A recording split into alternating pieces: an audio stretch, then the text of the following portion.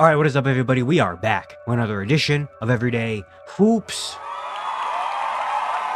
Hope you guys are having a good one. Our first big move of the NBA offseason has happened today. The Grizzlies are sending Desmond Bane to the Orlando Magic for a big package. We're going to talk all about it here in today's video. Thank you guys for the views on the videos and the shorts recently. I really appreciate it. If you do like the content around here, consider subscribing, liking, turn notifications, do all stuff like that. I'd really appreciate it. It really helps out a lot. That's why Twitter and all that stuff down in the description below. And yeah, don't waste any more of your time. Let's get right into it. So, our first big move of the NBA trade season and off season is officially underway during the NBA Finals as well. So we got something at least to talk about while we wait in between these days and games. The last few days, obviously, all the news has been about Kevin Durant and a potential Kevin Durant trade happening in the next few days and all that stuff. But today, this morning, out of nowhere, a big move happens. The Grizzlies. Shams reported this, by the way, first. The Grizzlies are trading Desmond Bane to the Orlando Magic for Kentavious Caldwell-Pope, Cole Anthony, 4 unprotected first-round picks, and a first-round pick swap.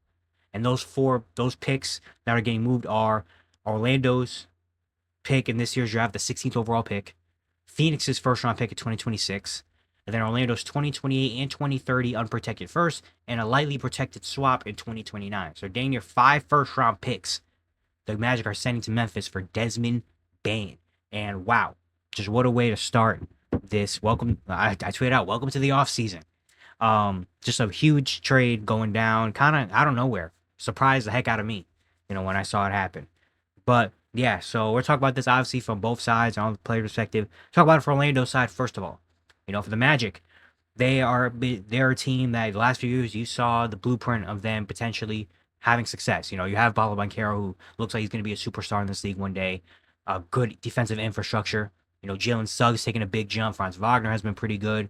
You have something good going on in Orlando. Last year, injuries derailed them for a big part of the season. Paolo missed a big chunk. Franz missed a big chunk. Jalen Suggs missed the second half of the season and the playoffs. And, of course, one of the things that has been, a big problem for the Magic, something that we've all known, is that they lack a lot of perimeter creation and shooting ability. They have some guards over there that aren't necessarily, 3-point shooting or high volume shooting type of guards, and their wings and all that stuff just don't have a lot of, they were the worst 3-point shooting team in the league last year. And in a league today where threes are a big necessity especially when you get down to these situations in the playoffs and all that stuff, you're going to need people that could create on the perimeter. And the Magic didn't really have that. And that was like their number one, like on the big board, number one for the Magic. Get guys that can shoot. That's been their number one. And they go out and get Desmond Bane, a guy that we know is a guy that can do that. A guy that's averaged 20 plus points per game in the NBA. A guy that is, willing to take more of a perimeter creator. A really good 3-point shooter. A guy to create on the perimeter. Has some great moments. His playmaking ability's even been solid. And now the Magic can bring him in, he's also still a young guy, and he's already got paid already, so you don't have to worry about that.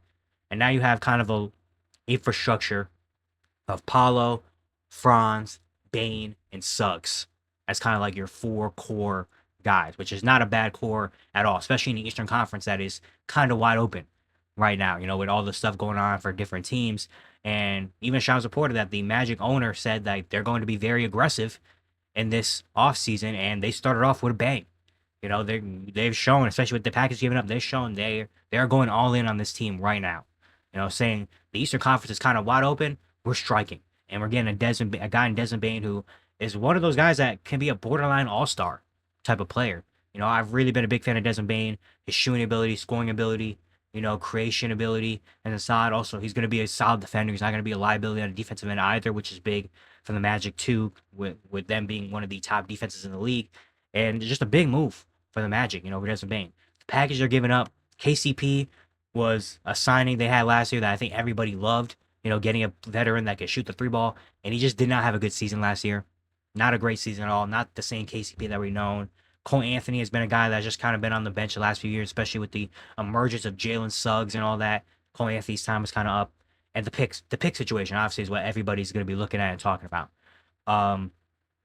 And definitely surprising. 4 first-round picks is not something you see too often go around. Well, maybe the last few years we have seen it go off because McHale got traded for 4 or 5 first-round picks last season. And now Desmond Bane gets 4 first-round picks, which maybe does this determine the market now? Now what does Kevin Durant go for? If they see like, dang, Desmond Bane would just went for 4, I'm Kevin Durant. I should get 6 or whatever. I don't know how that's gonna work, but I mean, I don't mind this year's first round pick. I don't mind it. If you're especially getting a guy, you gotta remember you're getting a guy of quality of Desmond Bane, who is a 20+ point per game scorer and a really good player in this league. That has accomplished some solid things. And it's going to be a big piece for the Magic for the future. So the first round pick this year, I don't mind. Honestly, I don't really mind really a lot the 2028 and 2030 first round pick for Orlando's unprotected. Because you got to think, you bring in Desmond Bane, you assume you're going to have Paulo still around. By 2028, 2030, 5 years from now, you never know what's going to happen, but you have to kind of assume you're going to be a good team still. And those picks aren't going to be probably at the 23rd, 24th pick, which can't help. But I don't know. I don't think I mind it as much as a lot of other people do. The 2026 Phoenix's first round pick, that one is a very, very interesting one. Because obviously Kevin Durant's getting traded this offseason. We don't know where he's going yet. We don't know what the package is going to be like. We don't know what the other moves are going to be like. They brought in a new young coach in Johnny Ott. So we don't know what the Suns are really going to look like in next year. I assume they're going to still be a little bit competitive because you have Devin Booker around. And from what we see from the Kevin Durant package, they're still going to get players that can kind of help with winning. But that 2026 Phoenix first round pick could be very valuable because the Western Conference is the Western Conference. And the Suns trading Kevin Durant and all that stuff doesn't automatically make them a better team. And they're not a guaranteed playoff team next year. They're not a guaranteed playoff team in the Western Conference. So that pick could potentially end up being a top 10 pick, maybe. If not, maybe just outside, like a 12, 13 overall pick that can really help the Grizzlies for the future. So I think that pick, I think is definitely the most valuable pick out of all the picks they're getting, in this scenario, the Grizzlies. That pick is the most valuable pick that they are getting in all of them. And then a lightly protected 2029, who knows what's going to be like. But yeah, I mean, obviously, it's an aggressive move for the Magic. It's an aggressive move for Orlando, giving up multiple first-round picks, unprotected first-round picks, to go all in on Desmond Bane. Like, they're putting kind of all their chips in the middle of the table and saying, hey, we're going for it right now. The Eastern Conference is open for us.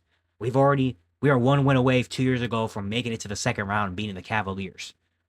If we don't get injured this year, who knows? Maybe we're probably a top 4. Maybe we're in a similar situation to what Indiana was doing. Who knows what happens?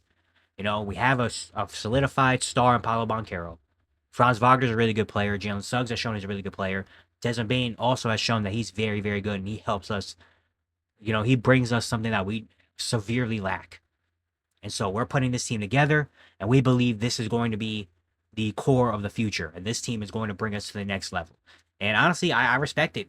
I mean, I do not mind this at all for the Magic, making this big of a swing, and only time will tell how the picks go. But I'm not really as going crazy on the picks as maybe a lot of people are. Now, for the Grizzlies side of things, very surprising that they traded Desmond Bane. Obviously, last year was not a very, last year the end of the season was kind of a crash and burn. You fire Taylor Jenkins, bring in Isolo, you get swept in the first round by the Thunder. The vibes in Memphis are kind of like things aren't going super, super well. And I'm thinking about why they make this move and why they trade Desmond Bane. I think the only reason why maybe you make this move is you see 4 unprotected first round picks and you're like, can we pass that up? Can we pass up trading 4 unprotected first round picks for Desmond Bane? Like, why? Or maybe it's just a shakeup coming to this team. The Grizzlies have been a team that a couple years ago, back in 2022 and all that stuff, were like 2023, were like the next, like kind of in a similar light to what the Thunder are now. You had Ja, you have Bane, Jaren, great role players, a really good coach. This team is going to be like a pillar in the Western Conference for the next few years to come.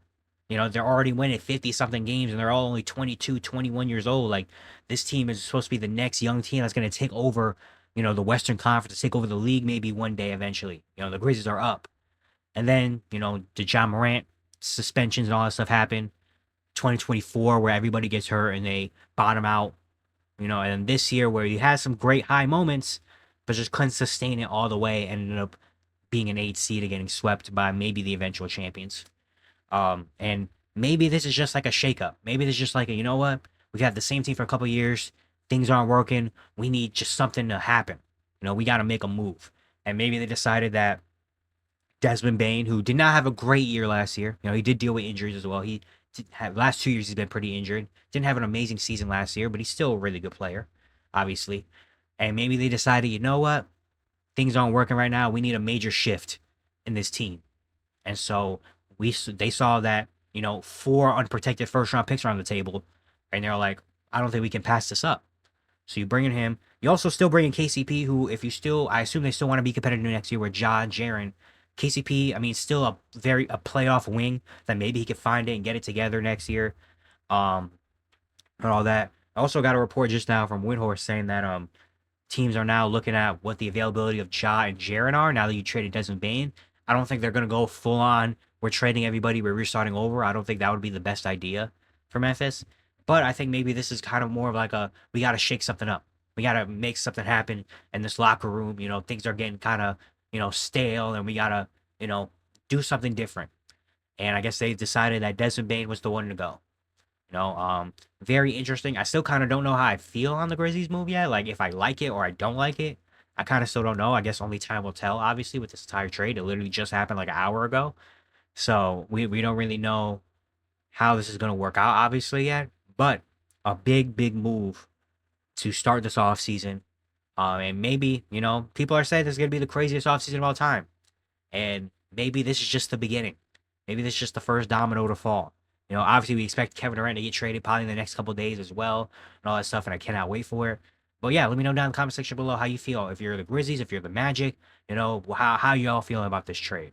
But yeah, it's going to be it today. I hope you guys enjoyed. Once again, if you enjoyed the content around here, consider subscribing, liking, turn notifications, all stuff like that. I really appreciate it. It really helps out a lot. And yeah, I'll see you guys tomorrow.